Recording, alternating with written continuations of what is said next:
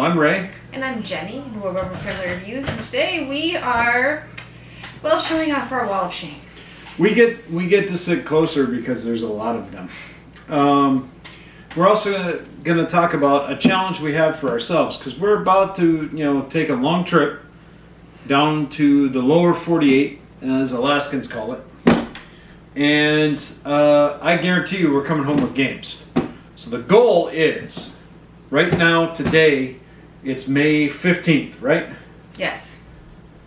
So we want to, by the 29th, when we have another swap meet, we want to have the Shelf of Shame done. Now, to be clear, this is my goal that I'm forcing upon her, but we've got to start. I mean, this weekend we got a good start. And the last one we played was a session of Aftermath. Now, I have Adventure Tactics, and I love that game. And this is a storybook game by the same person that did my Sim Mystics. So I was really hyped about it. The story and theme was great. All the humans go away, animals get intelligence. I'm running around with a chopstick as my weapon. It didn't sit well with us. And some of it really was the rules and rule book are not really clear on how to utilize the system as well. And I guess I just don't have the patience for fiddle and fussing when I have Adventure Tactics, which is a great one. I have Vagrant Song, Imperial Assault, and Imperial Assault has its own problems, but it's Star Wars, so apparently we were willing to figure them out. There's just a lot of other campaign-style games that we have, and this one will go on the sell or trade. It's a fine game. If you're willing to figure out the flow, I think it'd be good for anyone. We just don't have the patience for it right now. Well, and our 14-year-old said he'd rather play D&D, so. I can do that. And I was never interested in Star Wars, so. Yeah, there we go. Thanks. Yes. Okay, this we bought for our 12-year-old for his birthday, and we played this today, and this is Dog Lover, and this was actually a lot of fun. Yep. This is a really simple little game. It is what you get, but our dog-loving 12-year-old adored it, and the rules are simple and clear. It's got the same mechanics Rome does in that your trick card lets you know what cards you can take and what pattern in the grid. And you can learn new tricks. Everyone starts with one standard trick. Well, you can learn more. And then that gives you a different ability to take more cards and different patterns. And so This was actually a really good hit. And I think that because it's simple and quick, it will actually get a fair bit of play in our house. I agree. You want to do the next one too? Yep. So this is Museum, and we played this last night. This was definitely my choice. We had played Curators, which was a Kickstarter. And I love the idea of the mechanics of Curators. I didn't love the execution. I didn't feel like I was running a museum. I didn't feel like I had any of the artifacts going. It was all a lot of little chits that I didn't want to deal with. This definitely has much more of the museum feel I was looking for. We are a little concerned about the quality of the components, so we'll see how that goes. But overall, it was simple to learn, it was easy to play, and I loved all the pictures of all the different pieces. I liked that you had the different continents, the way the headlines worked and changed something every, turn. We overall were really happy with our play of Museum. So, and it was definitely, I think, what I was looking for in that it felt like I was running a museum. You were even trying to accumulate extra personnel that then gave you special abilities. And like Ray had one that was really useful because it allowed him to ignore the headlines. If I chose. So. All right. So now that's what we started with. So all the rest are unplayed. So we have had mixed success with Tiny Epic, whatever. We really love dinosaurs. I like Galaxies, Blast Off. We had Galaxies, and I like Galaxies, but I like Blast Off. And then we also, we had a couple other ones. They're around here. We didn't like Quest. And Zombies we didn't mind, but if we're going to play a game like that, we're just going to get out Zombicide and play it. I like Fun Run, Fight, and Die. That's my zombie game. But Tiny Epic Dungeons seems like a pretty quick dungeon crawl-esque style game, dungeon delve. And so I was interested in it. We backed it, and I'm looking forward to trying it out. I think it looks great. Looks like it would be pretty quick and easy. Just haven't gotten it to the table yet. So Tiny Epic Dungeons is on our shelf of shame, and I am looking forward to it. You are not. I don't really care. Is that an expansion that goes That's with an it? expansion. Oh, okay. Yeah. I thought they were two different games. Nope. Okay. Haha, you have more. No, we have the same number then. Oh, okay. So you had one more. So, okay. We did an all-in on West Kingdom. So North Sea really impressed us. We've played all three of the North Sea trilogies. Shipwrights is definitely the weakest. We have a video about our ordering of the three. And we're really impressed. I really thought it was going to be overhyped. It was not. And so we've played Architects. We owned Architects. And then they had a Kickstarter where you could get all the expansions, everything for West Kingdom. And given we only had the base copy of Architects, we decided to go all in. And then we just resold our base copy of Architects. Mm-hmm. And so we've already played Architects, but we have Viscounts here to play. And we're really looking forward to this. I was really excited about this. I was really impressed with the North Sea. We've actually already backed the beginning of the South Tigris. Is it South Tigris? Yeah. Whichever, yeah. I'm assuming they've done North and West and South. It'll be East after this. Sure. You know, I can see it kind of. But anyways, we just really were impressed, and we really liked Architects, so I'm super excited to get Viscounts to the table. Okay, I actually played Root and liked Root, but I just don't have it in me for getting the Root, and you would have to get the latest edition and all the Root. Vast Mysterious Manor is by the same company, and you've got all sorts of asymmetrical groups. Basically, everybody's trying to do something else. The two-player, the spider's trying to get out of the manor, paladin's trying to kill the spider. That's it. Now the spider has abilities, paladin has abilities, and this is just really neat. But one of the things that drew me this to me is you can actually play as the manor, trying to keep people in for a certain amount of time. So the haunted house is shifting stuff around to not let you out. So there's a lot to this. So this really interested me. And I should be honest, a lot of these we did not pay full price for. Trades. This one happened to be a trade. Actually, Aftermath was on clearance. So there were a bunch of things. And this was one that I saw pretty good deal and grabbed it. I don't know what it was. But so that's what I'm looking forward to. Again, this is one she's meh. I have no interest. I would not have came home with that, but wants to. Fine. Yeah, and so, okay, so this is the last of the West Kingdoms trilogies, Paladins. Actually, I think you got them backwards. Okay, well, whatever. And we got the big box and everything so that when we can play this, so, you know, we're definitely looking forward to getting through the rest of this. Same thing goes on this one here. We've only played Architects then so far, but we've got these two sitting here, and we'll give them a shot. And we got some expansions for Paladin. This one actually goes with another one over there that she has that we recently picked up. This is Kids Chronicles, because our 12-year-old likes mysteries and the like, but Chronicles of Crime, which is in that pile she'll talk about, kind of too hefty. Because content-wise, he's not entirely ready for some of the true crime style stuff. This one might just be what he's looking for, and it lets him look for clues and come up with deduction and make choices and try and figure out a mystery. Co-op. And it's co-op. He wants co-op. We actually tried playing Clue with him because he likes that. He kept telling us what he's got. Yeah, because he wanted it co-op. He wanted it to be, I don't know if you played Outfox. Oh my gosh, we played so much Outfox with him and he loved it. But there seems to be a gap between Outfox and then we picked this up for like $10 in a trade. And this is Chronicles of Crime. And we're going to play it, and then we're going to see if we think the 12-year-old can do it this summer. Because we have more time in the summer to be able to get through it.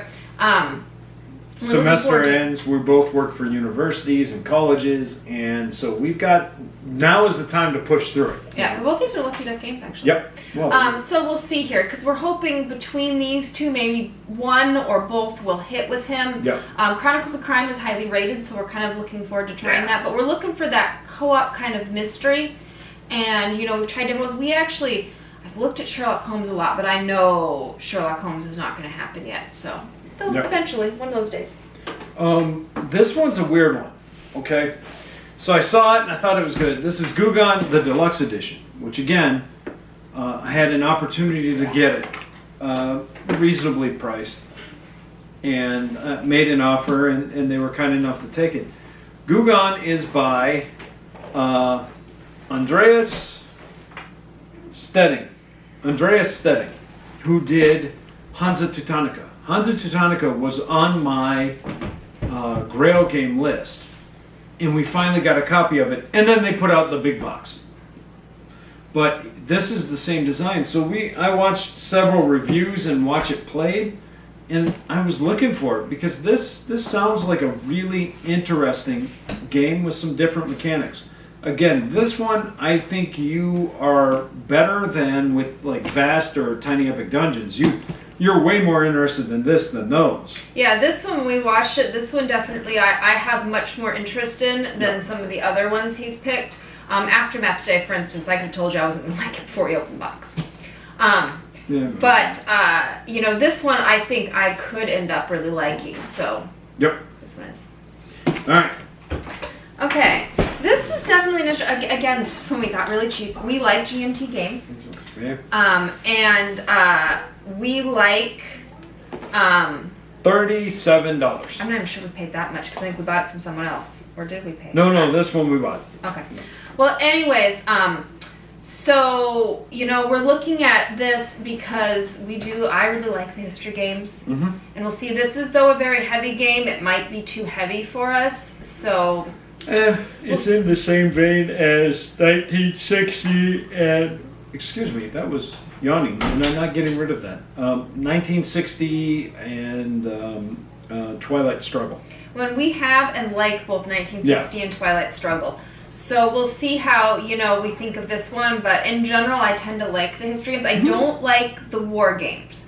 We actually played, because we played most of Academy games, we even tried their actual war games, and it was okay, but definitely not, it wasn't me. I'm not, usually probably the extent of my wargaming is Memoir 44. So, we'll see how this works, because we played some definitely heavier ones, but that's probably the heaviest in this pile for us. Yep. Death Angel. Okay, Space Hulk Death Angel is a long out of print Fantasy Flight Games Workshop crossover where you're Space Marines hopping down, fighting the Gene Stealers. And it's a card game that's highly regarded, and I've always wanted to play it. It was on my Grail game list, just to own, and somebody gave it away. And so I'm looking forward to trying it out. It doesn't really take that long, 30 to 60 minutes, and it can be played solo. I'm not really a big solo gamer, and I know everybody says that, and a lot of people are like, well, we play, but I actually have, my oldest son both my children will play certain games, and my wife plays games, so solo doesn't happen that often. But this is definitely one that I want to try, and I am not a fan of a lot of 40K lore. I used to play the miniatures. I actually played it up till recently because I thought they were cool, but the Space Hulk I've always liked. So again, if you're noticing a theme, not what she was asking for. Yes, no interest. I'm hoping he plays it solo tonight. He was threatening to make me play it. We'll see. Yeah, we'll see. Read your shirt. Yeah, okay. Read your shirt. It says that couples that board game together stay together, but we have plenty of other things we can board game together, right? That will not break our marriage. It might if you make me play it. Yeah, right. He's so worried. Okay, Quacks of Quedlinburg. This is something I've looked at a long time, and I found it. Yeah, and this has been in and out of, been kind of hard to find, so when we had a chance to pick it up, we did. And it's something I'm really looking forward to. Everyone seems to be saying it's really good, and I think we'll enjoy it. So we're looking forward to trying this one. We were just excited to find it, too. Yeah, that was actually, I found it at Adepticon, a wargaming convention. I found Quacks. So. Yes, he brought me home games from Adepticon. He did not make me go to Adepticon. Yep. Okay. Yes. This is the first edition of Atlantis Rising. They have a new edition out. I know. I didn't back the new edition. But in a trade, I listed the games that I was looking for when I put a bunch of games up for trade or sale. And this is one of the ones that was on the list that we put up. I've always kind of wanted to play this one because it's a solid, supposedly a very good co-op where there's a lot of risk reward, so it's also a push your luck style. Instead of the game just beating on you, it beats on you and it's your own fault. So I really wanted to try it, and we traded some games for it, and it was on my list. I think I know more about it than Jenny does, but because it's a co-op and functionally it's a press your luck, I think you'll enjoy it. So this one... Yeah, I don't have any strong feelings one way or the other, so... Yeah. Okay. We like all of the Genius Games games, yeah. And so we back Cellulose. And we've played Cytosis. We have Cytosis. And so with Cellulose, we're looking forward to trying it. We've liked most of their games. There's been a few that have been better than others. Some of their smaller card games, I think, a little too light on the science and light on the game, like light on both. Whereas... like Periodic is all science, but the game's kind of okay. Yeah, we have that one. But then something like Ion... Were they Ion? Yeah, they're Ion. Ion was like... It was an okay card game, but there wasn't much science to it. Like, it didn't feel like you were doing much. But, like, Cytosis, man, it really felt like you were doing, like, it really made you feel the theme of the science. So we're hoping the same thing for Cellulose here. And these are games that once we get down, we'd like to play with our kids, especially as they start studying some of these concepts. So. And we're going to use Periodic when the other one hits the chemistry. Yeah. Just to talk about it. So this was also another trade. Kanban has been on my list to play for a while, and it was hard to find. Now they've got the EV version, which is the large box, the large Eagle Griffin box with all sorts of fancy stuff, and I got it. Or I could trade a game for it. Pretty much get the driver's edition, so not the latest, but the almost latest, and give it a shot, and it really intrigues me. This one is definitely, it's a Vital Lacerda game, so it's heavy, but the theme is also really cool, where you're building cars and selling cars and testing them out. And it really intrigued me. So this is a heavy Euro-style game, but Kanban. And this way, I don't have the giant EV version, but this fits on my shelves better. So, there. I wouldn't have put that on my list, but I like most of the Lacerda games we played. We just played, what did we play? We played Escape Plan. Escape Plan. Gallerist. Yeah. But Escape Plan was the one I was thinking of, and that's not my type of game, and I still enjoyed it. So, I think it's got... Okay. And this was also something, a Kickstarter. All our Kickstarters came in because, At once, yeah. Was Creature Comforts. This looks super cute. I'm looking forward to trying it out and seeing, but it seems like, this is going to be my type of game. Lots of cute things going on, you get to, do cool stuff, so. Kind of has a look, not a feel, but a look very similar to... Everdale? Everdale, yep. And we like Everdale. So, all right, here's another one that I started to get nervous once we got it. So this was Kickstarted. Monsters and Meeples, because I love bag building games. Like, one of my favorite games of all time is Automobiles, which almost no one remembers. And it's a racing game where you're putting cubes in a bag. This one was, and I like fantasy theme, so this one was, you're putting fantasy meeples in a bag. You're going to pull them out and do stuff. So I was really sold on the concept, and it wasn't for a Kickstarter, it wasn't too expensive and everything. And then the reviews started to come in, and they're lukewarm. So we're probably going to play this one relatively soon to see if this needs to go. So I went from super happy to cautiously optimistic, because like I said, it's mixed reviews. But bag building is right now one of my jams, and I'm bad at doing it, and I still haven't played Orleans yet. Orleans. That's on my list to find now. But again, got to be the right price. So Meeples and Monsters, we'll find out. That one, I think, Jen's okay with the bag building, so I think it'll be okay with that. I'm fine. I that wouldn't have been something I picked off to back, but I don't have any strong feelings either way, so hopefully it's good. And this we actually just picked up like last week because we got it on sale. This is Century Eastern Wonders. We have the rest of the Century series, and this is the one we haven't played. And so I think this will be a quick learn for us, and I think it's something that we will. And we have a new world, which then you can mix and match all the different ones and things like that. We got that big playmat too. So I think for us, the only one we don't have is the Golem Edition. Don't care. Well, they're the same games, just different art. And I like this art better. I can admit it. I'm probably the only person, but that's okay. So we're looking forward to trying this. One's a little bit different. We need to get a new world back to the table. His biggest problem we had two problems with the new world. Is that the meeples are really small and they drive him nuts. For no reason. Well, they wanted hands. They wanted it to fit better on the map. Clumpy hands. Some of us don't have clumpy hands. We didn't have these same problems. Fine. But anyways, so the meeples didn't bug me as much as they bugged him because they were the kind of mini meeples. But we play most of our games two-player. And the issue is that you cover up half the board in two-player to make it, more competitive. But that drives me nuts because I want to do all the different things.